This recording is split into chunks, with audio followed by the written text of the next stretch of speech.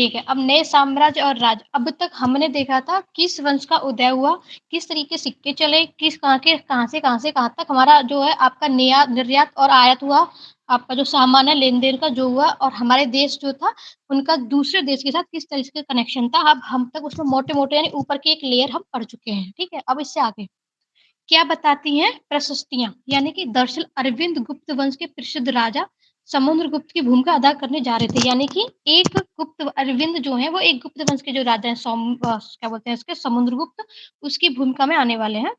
समुद्रगुप्त के बारे में हमें इलाहाबाद के अशोक स्तंभ से अ, अशोक स्तंभ के जो खुदे अभिलेख हैं, उनसे पता चला है।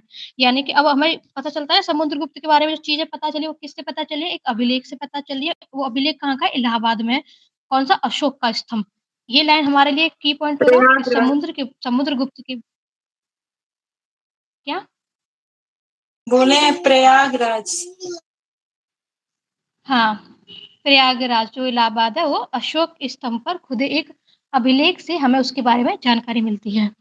इसकी रचना समुद्रगुप्त के दरबार में कवि व मंत्री हरिशेर के द्वारा एक काव्य के रूप में की गई थी। ये एक हमारा की पॉइंट है कि जो समुद्रगुप्त के दरबार में जो कवि एवं मंत्री रहे, हरिशेर, उनके द्वारा एक काव्य के रूप में इसकी रचना लिखी गई थी या इसकी रचना की गई थी। यह एक विशेष किस्म का अभिलेख है जिसे प्रशस्ति कहते हैं। अब प्रशस्ति का मतलब क्या है? अभिलेख। ये ध्यान रखना, अपने से क्वेश्चन पूछा जाता है आपके ऊपर, क्या क्या बोलते हैं समुद्रगुप्त के बारे में किस प्रशस्ति से पता चलता है? तो कौन-सा अभिलेख ही प्रशस्ति होता है, मतलब उसका अर्थ ही आपका प्रशस्ति है। यह एक संस्कृत शब्द है जिसका अर्थ होता है प्रशंसा, यानी कि प्राशस्ति का मतलब है प्रशंसा, जो कि एक संस्कृत का शब्द है। प्रशस्तियाँ लिखने का प्रचलन पहले भी था, जैसे हमने अध्याय 9 में गौतमीपुत्र सतकर्णी की प्रशस्ति के बारे में पढ़ा था। उन्होंने गौतमीपुत्र सतकर्णी वही सातवाहन वाले, उनकी माता ने उनके बारे में लिखा जो था वो। परंतु गुप्त काल में इनका महत्व और बढ़ गया, ठीक है? समुद्रगुप्त की प्रशस्ति। समुद्रगुप्त की प्रशस्ति हमें क्या बताती हैं? कवि ने इसमें राजा की एक योद्धा, युद्धों को जीतने वाला राजा और विद्वानों तथा एक उत्कृष्ट कवि के रूप में भरपूर प्रशंसा की है। अब किसी राजा के बारे में कोई भी अभिलेख लिखा जाता है, तो उसकी प्रशंसा में ही तो उसका अभिलेख लिखा जाएगा ना। तो ये वही बोला गया है। ओके? आप ना थम्स अप कर दिया करिए, जिससे मुझे पता चल जाया करेगा। विद्वान तथा एक उत्कृष्ट कवि के रूप में भरपूर प्रशंसा की है, या यहाँ तक कि उसे ईश्वर के बराबर भी बताया गया है। किसी-किसी अभिलेख में होगा कि उसकी तुलना ईश्वर से की जाए। प्रशस्ति में लंबे-लंबे वाक्य दिए गए हैं, यानी कि अभिलेख में जो इनके समुद्रगुप्त के बारे में एक बहुत ही लंबी-लंबी गाथाएँ लिखी हुई हैं, कहानियाँ जो भी लिखी हुई हैं। यहाँ वैसे ही एक वाक्य का अंश दिया गया है, ठीक है?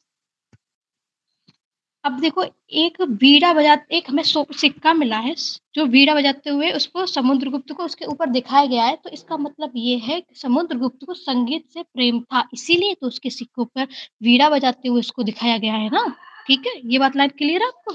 तो यानी कि किसके सिक्कों पर वीणा बजाते हुए मिला है? वो आपका समुद्रगुप्त। ओके? अगर तुम मानचित्र में देखोगे तो पाओगे कि एक जो हमारे पास हमारे एनसीईआरटी में नेक्स्ट अगले वाले पेज पे डायग्राम दे रखा है इंडिया का, तो उसमें हरे रंग दिखाया गया है। तुम्हें पूर्वी समुद्री तट के साथ-साथ एक क्रम में लाल बिंदु दिखेंगे और उसी तरह के क्षेत्र में कुछ नीले बिंदु और बैंगनी कलर के बिंदु भी दिखेंगे। इस मानचित्र पर इस प्रशस्ति के प्राप्त जानकारियों को आधार बनाया गया है और हरिशेर के द्वारा 4 विभिन्न प्रकार के राजा और उनकी प्रति समुद्रगुप्त की जो नीतियाँ हैं, उनका वर्णन किया गया है। यानी कि 4 जो राजा थे, समुद्रगुप्त के द्वारा जो नीति बना के उनके जो क्षेत्र को विजित किया गया था, विजित मतलब जीतना होता है, जीत के किया गया था, उसके बारे में बताया गया है। नंबर 1, मानचित्र में हरे रंग का क्षेत्र आर्यावर्त के उन 9 शासकों का है, जिन्हें समुद्रगुप्त ने हराकर उनके राज्यों को अपने साम्राज्य में मिला लिया था, ठीक है? किसका? यानी कि आर्यावर्त के 9 राजा शासकों का। ध्यान रखना 4 शासक हैं, पहला है आपका आर्यावर्त के 9 शासक, कोई दिक्कत नहीं ना? दूसरा आपका दक्षिणापथ के 12 शासक, ठीक है? इसमें कुछों की राजधानी को दिखाने के लिए इसमें लाल बिंदु भी दिखाया गया है। इन सब ने हार जाने पर समुद्रगुप्त ने को अपने आप को समर्पण कर दिया था। यानी जैसे-जैसे राजा हारे थे, इन्होंने समुद्रगुप्त को अपना अर्पण कर दिया था और फिर उसके बाद समुद्रगुप्त ने इन्हें शासन करने की अनुमति दी थी। शासन करने की अनुमति दी थी इसका मतलब ये नहीं है कि उनसे उन्होंने कुछ नहीं लिया होगा। ओके? पड़ोसी देशों का आंतरिक घेरा बैंगनी रंग से रंगाया गया जिसमें असम, तटीय बंगाल, नेपाल और उत्तर-पश्चिम के कई गढ़ीय संघ आते हैं। तो ये ध्यान रखना पड़ोसी देश में कौन-कौन से हैं आपका? असम है, तटीय बंगाल है, नेपाल है और उत्तर-पश्चिम के गढ़ हैं। ये समुद्रगुप्त के लिए उपहार लाते थे और उनकी आज्ञाओं का पालन करते थे और उनके दरबार में भी उपस्थित हुआ करते थे।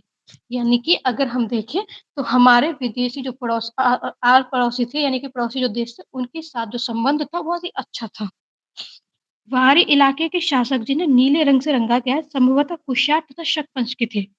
इसमें श्रीलंका के शासक भी थे। इन्होंने समुद्रगुप्त की अधीनता स्वीकार की और अपनी पुत्रियों का विवाह उनसे कराया। ठीक है? 4 लोग थे, 4 शासक थे। शासकों में जो उनकी नीति थी 4 शासकों की लोगों की नीति थी, शासक अगर हार जाते तो खुद को समर्पित कर देते थे। कोई-कोई अपनी-अपनी पुत्रियों की जो शादी-विवाह होते थे वो सब राजाओं से करा देते थे, जिससे इनका जो कार्यक्रम जो चलता रहता था मतलब वो चलता रहे, कोई उनको इश्यू ना बने। Okay, that's clear now? अब हम इनके बारे में बात करेंगे बोलो। कुछ नहीं मैम, क्लियर है। ओके, अब हम बात करेंगे आपका विक्रम संवत के बारे में, ठीक है? अब पहला क्वेश्चन बनता है कि विक्रम संवत कब से प्रारंभ है? तो वो है आपका 58 ईसा पूर्व से प्रारंभ होने वाला, ठीक है? 58 ईसा पूर्व से क्या है? विक्रम संवत, इसका ध्यान रखना है। 58 ईसा पूर्व से, ओके?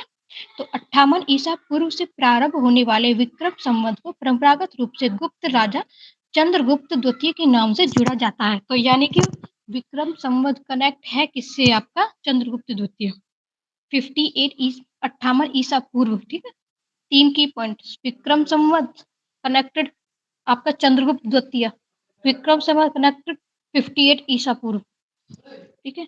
उन्होंने शकों पर विजय के प्रतीक के रूप में इस संवत की स्थापना की थी तथा विक्रमादित्य की उपाधि धारण की थी। यानी कि आपकी विक्रम संवत जब स्टार्ट हुआ था तभी उन्होंने विक्रमादित्य की उपाधि को धारण किया था। Okay, now clear? अब पढ़ेंगे हम इसकी वंशावली। अधिकांश प्रशस्तियाँ शासकों के पूर्वज के बारे में हमें बताती हैं। प्रशस्ति मैं क्लियर कर चुकी हूँ। अगर कोई लाइन होती है उसका अर्थ समझ में नहीं आता है ना तो मुझे बोल दिया करना, मैं फिर वो एक बार फिर से मैं बता दूँगी। तो अधिकांश प्रशस्तियाँ शासक के पूर्वजों के बारे में भी बताती हैं। यह प्रशस्ति भी समुद्रगुप्त के प्रति महापितामह यानी कि परदादा, दादा, पिता और माता के बारे में बताती हैं। ठीक है? जो भी हमें प्रशस्ति मिली है वो, उन सब चीज़ों से रिलेटेड। उन्होंने माँ कुमार देवी जो कि लक्ष्मीगढ़ की थी, ठीक है? कुमार देवी लक्ष्मीगढ़ की थी और पिता जो थे वो चंद्रगुप्त और गुप्त वंश के शासक थे। ओके? तो मैंने बताया था समुद्रगुप्त ने उपाधि धारण की थी और उनके दादा और जो परदादा हुआ करते थे महाराजा के रूप में वहाँ पे उनका उल्लेख मिलता है। इससे यह आभास मिलता है कि धीरे-धीरे इस वंश का महत्व बढ़ता गया। इन उपाधियों का महत्व के हिसाब से राजाओं को मतलब बताइए ये लाइन बोली गई है। समुद्रगुप्त के बारे में हमें उनके बाद के शासकों जैसे उनके बड़े बेटे समुद्रगुप्त द्वितीय की वंशावली भी जानकारी में मिलती है। उनके बारे में अभिलेखों तथा सिक्कों से पता चलता है और उन्होंने पश्चिम भारत में सैन्य अभियान में अंतिम शक शासक को परास्त किया था। ये भी हमको एक अभिलेख से ही पता चलता है। बाद में ऐसा विश्वास किया जाने लगा कि उनके दरबार विद्वानों से भरा था और उनमें कुछ के बारे में जानकारी भी दी गई थी। उनके दरबार के बारे में जानकारी। हर्षवर्धन तथा हर्षचरित जिस तरह गुप्त वंश के शासकों के बारे में अभिलेखों तथा सिक्कों से पता चलता है, उसी तरह कुछ अन्य शासकों के बारे में भी उनकी जीवनी से पता चलता है। सिंपल सी बात है, अभिलेख, प्रशस्ति यानी कि जो सिक्के होते हैं, उनके ऊपर जो-जो चीज़ें अंकित करवाई गई हैं, जो-जो चीज़ें लिखवाई गई हैं, वो उस राजा के बारे में ही लिखवाई गई हैं। उनके दरबारी कवि बाणभट्ट ने संस्कृत में 1 सेकंड हाँ, ऐसे ही एक राजा थे हर्षवर्धन, जिन्होंने करीब 1400 साल पहले शासन किया था। उनके दरबारी कवि बाणभट्ट ने संस्कृत में उनकी जीवनी हर्षचरित लिखी थी। तो बताओ हर्षचरित किसने लिखी है आपकी जीवनी? मतलब बाणभट्ट ठीक है? और किस लैंग्वेज में लिखी गई है? संस्कृत में। ये भी आपका की पॉइंट है। इसमें हर्षवर्धन की वंशावली इसमें हर्षवर्धन की वंशावली देते हुए उनके राजा बनने तक का वर्णन दिया गया है।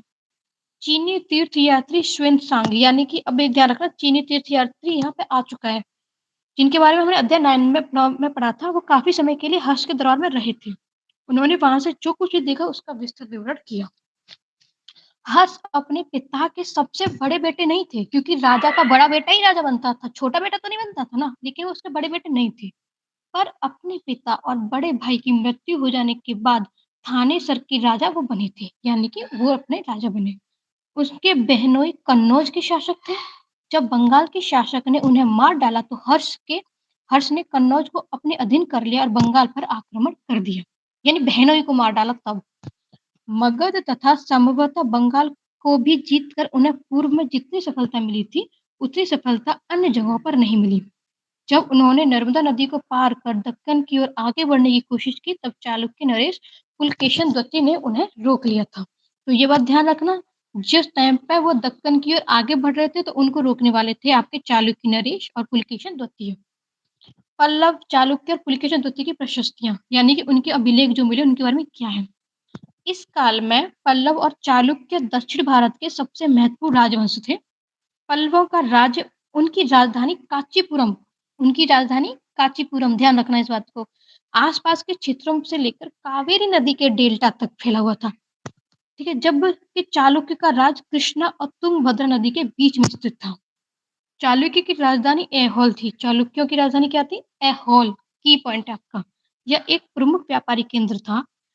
ये भी की पॉइंट है, जो राजधानी है वो एक व्यापारिक केंद्र है। वहाँ पे वो अपना शासन मतलब उस तरीके से नहीं था जैसे और क्षेत्रों को लेके हो। धीरे-धीरे यह एक धार्मिक केंद्र भी बन गया जहाँ कई मंदिर थे। पल्लव और चालुक्य एक दूसरे की जो सीमा होती थी उसके ऊपर अतिक्रमण करते थे। वैसे भी एक राजा दूसरे राजा के क्षेत्र को विजित करने के लिए यानी कि जीतने के लिए उस क्षेत्र पर आक्रमण करता है ना, इसी तरीके से। मुख्य रूप से राजधानियों का निशाना बनाया जाता था जो था समृद्ध शहर। यानी जिसके पास काफ़ी पैसा हो, जिसके पास काफ़ी धन दौलत हो, खूब सब कुछ हो उसको। पुलकेशिन द्वितीय सबसे प्रसिद्ध चालुक्य राजा थे, ठीक है? उनके बारे में हमें उनके दरबारी कवि रवि कीर्ति के द्वारा रचित प्रशस्ति से पता चलता है। इससे उनके पूर्वजों खास तौर से पिछली 4 पीढ़ियों के बारे में बताया गया है। पुलकेशिन द्वितीय को अपने चाचा से यह राज्य मिला था।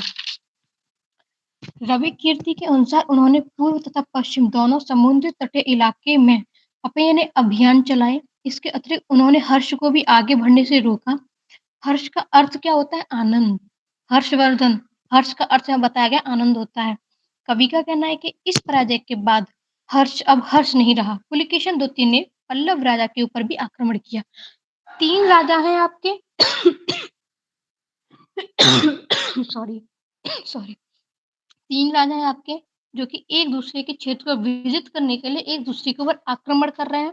ये आप जब एक बार इसको रिवीजन दोगे तो ये बात ध्यान रखना किस राजा ने किस राजा के क्षेत्र के ऊपर आक्रमण किया था, ये आपका की पॉइंट है। आप इसको बहुत ध्यान से दोबारा से रीडिंग के दौरान या तो आपके जो नोट्स आते हैं ना, स्टिकी नोट्स आते हैं उसमें लिख लेना या कुछ भी हो ना ऐसे एनसीईआरटी का पेज होता है वहाँ पे चिपका लिया करो उस चैप्टर के की पॉइंट जितने होते हैं। फिर दोबारा रिवीजन करने में ना तो टाइम नहीं जाता।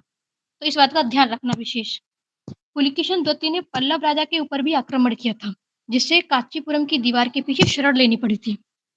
पर चालुक्यों की विजय अल्पकालीन थी। लड़ाई से दोनों जो वंश थे वो दुर्बल होते गए। पल्लवों और चालुक्यों को अनंतः राष्ट्रकूट तथा चोल वंश ने समाप्त कर दिया और उनके बारे में हमने कक्षा 7 में आगे पढ़ेंगे। इन राज्यों का प्रशासन कैसे चलता था? तो पहले के राजाओं की तरह इन राजाओं के लिए भूमि कर सबसे महत्वपूर्ण बना रहा। ठीक है, ये भूमि कर से ही लेते थे, जो महत्वपूर्ण था। प्रशासन की प्राथमिक इकाई गाँव होती थी। ध्यान रखना इस बात को, प्रशासन की जो प्राथमिक इकाई है वो गाँव है। लेकिन धीरे-धीरे कई नए बदलाव आए। राजाओं ने आर्थिक, सामाजिक और राजनीतिक तथा सैन्य शक्ति रखने वाले लोगों का समर्थन जुटाने के लिए कई कदम उठाए। उदाहरण के तौर पर अगर हम देखते हैं तो कुछ महत्वपूर्ण प्रशासकीय पद आनुवंशिक बन गए थे। अब क्या हो गया था कि यहाँ पर बेटे अपने पिता का पद पाते थे, यानी कि राजा का बेटा राजा। यहाँ से हमारा स्टार्टिंग हो गई है, यानी कि चेंजेस आ गया है अब। उससे पहले चेंज नहीं था, इतना नहीं था। कहीं-कहीं था, उससे पहले तो बिल्कुल ही नहीं था। कबीले रहते थे ना, गढ़ रहते थे, संघ रहते थे। जैसे कि कवि हरिश्चंद्र अपने पिता की तरह महादंडनायक अर्थात वो न्यायाधीश के अधिकार थे। कभी-कभी एक ही व्यक्ति कई पदों पर कार्य करता था, जैसे कि हरिश्चंद्र एक महादंडनायक होने के साथ-साथ कुमार मात्य कुमारमात्य कौन है आपका? अर्थात एक महत्वपूर्ण मंत्री भी, ठीक है? तो हरिशेर को क्या बताया गया? कुमारमात्य उसका नाम है, मंत्री भी वही है। और महादंड नायक के साथ-साथ कुमारमात्य अर्थात एक महत्वपूर्ण मंत्री तथा एक संधि विग्राहिक अर्थात युद्ध और शांति के विषय का भी मंत्री था। अब एक राजा के लिए एक पद से अधिक पद यहाँ पे डाल दिए गए हैं। संभवतः वहाँ के स्थानीय प्रशासन में प्रमुख व्यक्तियों का बहुत बोला-बाला था और इनमें नगर श्रेष्ठी यानी मुख्य बैंकर या शहर का व्यापारी यानी कि सार्थवाह यानी व्यापारी के काफिलों का नेता। ये भी ध्यान रखना, ये भी की पॉइंट है आपका। कौन-सा वाला कि नगर श्रेष्ठी यानी मुख्य बैंकर, शहर का व्यापारी सार्थवाह यानी व्यापारियों के काफिलों का नेता। प्रथम कुलिक अर्थात मुख्य शिल्पकार तथा काष्ठा यानी लिपिकों के प्रधान जैसे लोग होते थे। ये भी मैचिंग के लिए बन सकता है ना कि इसका कौन हो सकता है, सार्थवाह कौन है, ये इस तरीके से, ये भी आपका की पॉइंट है। इस तरह की नीतियाँ कुछ हद तक प्रभावशाली होती थी। हर समय के साथ-साथ इनमें से कुछ व्यक्ति इतने अधिक शक्तिशाली हो जाते थे कि अपना स्वतंत्र राज्य स्थापित कर लेते थे। अब उन जब उनके पास पावर है, उनके पास सेना है, उनके पास हथियार है, उनके पास धन है, तो वो अपना एक साम्राज्य अपना स्थापित कर सकते हैं, अपना एक अलग राज्य बना सकते हैं ना इसीलिए। अब एक नए प्रकार की सेना का हुआ उद्भव। कुछ राजा अभी भी पुराने राजाओं की तरह एक सुसंगठित सेना रखते थे, जिसमें हाथी, रथ, घुड़सवार और पैदल सिपाही होते थे। और इसके साथ-साथ कुछ सेना नायक भी होते थे, जो आवश्यकता पड़ने पर राजा को सैनिक सहायता दिया करते थे। इस सेना नायकों को कोई नियमित वेतन नहीं दिया जाता था, बदले में इनमें से कुछ को भूमि दान दी जाती थी और दी गई भूमि से ये कर वसूलते थे। यानी कि यहाँ पे वेतन नहीं है आप लोग मतलब सेनाओं के लिए, ये तुमको कार्य अच्छा कर रहे हो तुम्हें भूमि दे देंगे। ऊपर से इसमें कर तुमसे हम ही लेंगे, यानी कि राजा ही तुमसे कर लेंगे। जिससे वे सेना तथा घोड़ों की देखभाल करते थे, साथ ही वे इस युद्ध के लिए हथियार जुटाते थे। इस तरह के जो व्यक्ति होते थे, वो सामंत कहलाते थे। की पॉइंट आपका यहाँ पे ध्यान रखना, सामंत कौन से व्यक्ति हैं? जो कि आपके सेना में भी शामिल हैं, आपके घुड़सवार जो घोड़ा उनकी देखभाल भी करते हैं, ठीक है? जो आपको कृषि दी गई है, उसको आपको कर भी देना होता है, सामंती। ये आपका की पॉइंट रिवीजन के दौरान इसका भी ध्यान रखना। दक्षिण के राज्यों में सभाएँ। पल्लवों के अभिलेखों में कई स्थानीय सभाओं की चर्चा है। इनमें से एक था ब्राह्मण भूस्वामियों का संगठन जिसे सभा कहते हैं। ओके, ये आपका यहाँ पे सभा को समझने की चीज़ है क्योंकि यहीं से आपकी सभा वर्ड मिला है आपको पल्लवों से मतलब समझने के लिए। पल्लवों के अभिलेखों से सभा का वर्णन क्या है? पल्लवों के अभिलेखों से कई स्थानीय सभाओं की चर्चा है और इनमें से एक थी ब्राह्मण भूस्वामी का संगठन। ब्राह्मण भूस्वामी का संगठन जिसे बोला गया सभा। ये सभाएँ उप समितियों के जरिए सिंचाई, खेती-बाड़ी से जुड़े विभिन्न काम, सड़क निर्माण, स्थानीय मंदिरों की देखरेख आदि का काम करती थी। अब इन्होंने क्या किया उन सभाओं की उप समितियाँ सभाओं को भी उप समितियाँ का मतलब होता है उसमें से भी डिवाइड कर दिया कि तुम्हारा हिस्सा ये है, इस काम को देखना, तुम्हारा हिस्सा ये, इस काम को देखना, तुम्हारा हिस्सा ये, इस काम को देखना, तुम्हारा हिस्सा ये है, इस काम को देखना। वो सब चीज़ें। ठीक है, इन इलाकों में भूस्वामी ब्राह्मण नहीं थे, वहाँ उर नामक ग्राम सभा के होने की बात कही गई थी। नगरम व्यापारियों के एक संगठन का नाम था। संभवतः इन सभाओं पर धनी तथा शक्तिशाली भूस्वामियों और व्यापारियों का नियंत्रण था और इनमें से बहुत सी स्थानीय जो सभाएँ थी, वो शताब्दियों तक काम करती रहती थी। उस ज़माने में आम लोग जनसाधारण के जीवन की थोड़ी बहुत झलक हमें नाटकों तथा कुछ अन्य स्रोतों से मिलती है।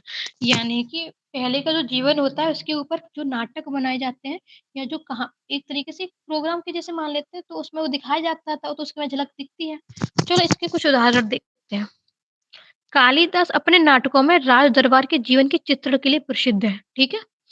इन नाटकों में एक रोचक बात यह है कि राजा और अधिकांश ब्राह्मण को संस्कृत बोलते हुए दिखाया गया है। जबकि अन्य लोग तथा महिला प्राकृत बोलते हुए दिखाया गया है, ठीक है? इस उनका सबसे प्रसिद्ध नाटक था अभिज्ञान शकुंतलम दुष्यंत नामक, ठीक है? किसका? कालिदास का। सबसे प्रसिद्ध नाटक कौन-सा निकला उनका? अभिज्ञान शकुंतलम दुष्यंत नामक राजा के ऊपर जो रखा गया, शकुंतला नाम की युवती थी, जिससे प्रेम कहानी है उनकी, ठीक है? इस नाटक में एक गरीब मछुआरे के साथ राज कर्मचारियों के दुर्व्यवहार की बात भी कही गई है। इन मछुआरों की एक अंगूठी मिली थी, ये कहानी है। जो मछुआरे होते थे, उनको एक कीमती अंगूठी मिली थी। वह जो अंगूठी थी, वो राजा ने शकुंतला को भेंट में दी थी, पर दुर्घटनावश उससे एक मछली निकल गई और जब मछुआरे उस अंगूठी को लेकर राजमहल पहुँचा, तो द्वारपाल ने उस पे चोरी का आरोप लगाया और मुख्य पुलिस अधिकारी को भी बुरी तरह से उसे मतलब मुख्य पुलिस अधिकारी भी बहुत बुरी तरह से पेश आया उसके साथ। रा इसकी मूवी भी तो आई थी, शकुंतलम की पूरी मूवी भी आई है इसी के ऊपर। है ना? तो ये कहानी का एक हिस्सा बताया गया है। चीनी तीर्थयात्री फाशियान का ध्यान उन लोगों की दुर्गति पर भी गया जिन्हें ऊँचे और शक्तिशाली लोग अछूत मानते थे। ठीक है? इन शहरों के बाहर रहना पड़ता था। वे लिखते हैं कि अगर इन लोगों को शहर या बाजार के भीतर आना होता, तो सभी को आगाह करने के लिए ये एक लकड़ी के टुकड़े पर चोट करते रहते थे। ये आवाज़ सुनकर लोग सतर्क होकर अपने को छू जाने से या किसी भी प्रकार के संपर्क से बचाते। यानी वो जो अछूत लोगों को इतना इनका वो था, उनके पीछे जो घृणा बोल सकते हैं हम इसको, इतनी घृणा थी कि जब अगर उनको अपने शहर में अगर अंदर आना हुआ करता था, वो एक संकेत देते थे। वो आपको संकेत देते थे जिससे कि आप जैसे मतलब जो बड़े-बड़े शरीफ अच्छे-अच्छे जो लोग होते थे, सारे जो लोग होते थे, वो अलग हट जाते थे, उसकी मात्र छाया से भी दूर रहते थे। अछूतों की छाया भी उनके उस पार्ट पे मतलब हाथ पे, पैर पे कहीं पड़नी नहीं चाहिए, वो इस तरीके से थे। एक जगह बाण भट्ट के द्वारा अभियान पर निकली राजा की सेना का बड़ा सजीव चित्रण किया गया है। तो यहाँ पे जो कहानी दी गई है, वो राजा की सेना के बारे में कहानी दी गई है। अन्यत्र में अरब के बारे में बताया गया है। मरुभूमि हाँ, होते हुए भी सदियों से अरब यातायात का एक बड़ा केंद्र था, ठीक है? दरअसल अरब व्यापारी तथा नाविकों ने भारत और यूरोप के बीच समुद्री व्यापार बढ़ाने का हाँ, बोलो? मैम, मरुभूमि क्या होगा? ये ऐसा होता है कि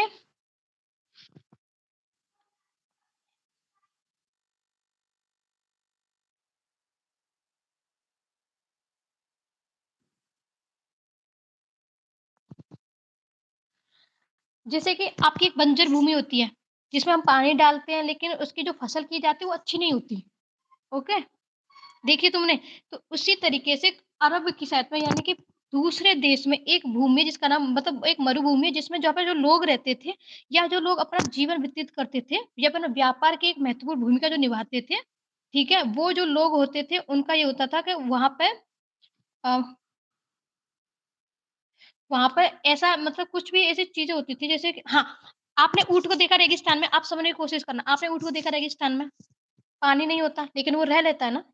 तो ऐसा ही एक ऐसा जीव होता है कि जो मरुभूमि जो होती है वहाँ पे भी अपना स्वस्थ तरीके से यानी बहुत अच्छी तरीके से रह सकता है। कोई मतलब वहाँ पे आपको पानी नहीं है, वहाँ पे आपका चारा नहीं है, कुछ भी नहीं है, लेकिन काफ़ी टाइम तक वो अपने आप को मरुभूमि जो एडजस्ट कर होता है वो सकता है। डेजर्ट को ही मरुभूमि बोला जाता है एक्चुअल में। जो डेजर्ट होते हैं उन्हीं को मरुभूमि बोला जाता है। ठीक है, तो हाँ, तो फिर वही हो गया ना, जैसे कि ऊँट होता है, जी मैम। ऐसा ही एक जीव आप जो उस ज़मीन पे वो रह सके, ठीक है? है ना? सही है ना अहमद? हाँ, सही है, क्योंकि जो रेगिस्तान होते हैं उसी को ही मतलब मेन कहा जाता है। जैसे ऊँट्स हो गए या फिर मतलब जैसे कुछ छोटे-छोटे जानवर रहते हैं जो मतलब रेगिस्तान में रहते हैं, उनके बारे में बताया गया ये। यानी ऐसी भूमि पर जो खुद को सर्वाइव कर पाएँ वो जीव। जी। ओके। हाँ, तो मरुभूमि होते हुए भी सदियों से अरब यातायात का एक बड़ा केंद्र था। यानी कि बंजर भूमि थी लेकिन फिर भी एक केंद्र बना हुआ था। दरअसल अरब व्यापारी तथा नाविकों ने भारत और यूरोप के बीच समुद्री व्यापार बढ़ाने का एक महत्वपूर्ण भूमिका निभाई थी। अरब में रहने वाले अन्य लोगों में बेदुइन थे जो कि धुमक्कड़ कबीले होते थे। अब बता देती हूँ बेदुइन जो है वो एक कबीले हैं जो कि धुमक्कड़ यानी कि घूमना-फिरना होता था उनका, एक जगह पर टिकते नहीं थे। ये मुख्य रूप से ऊँटों पर आश्रित होते थे, क्योंकि यह एक ऐसा मजबूत जानवर था जो हाँ, मरुभूमि में भी स्वस्थ रह सकता था।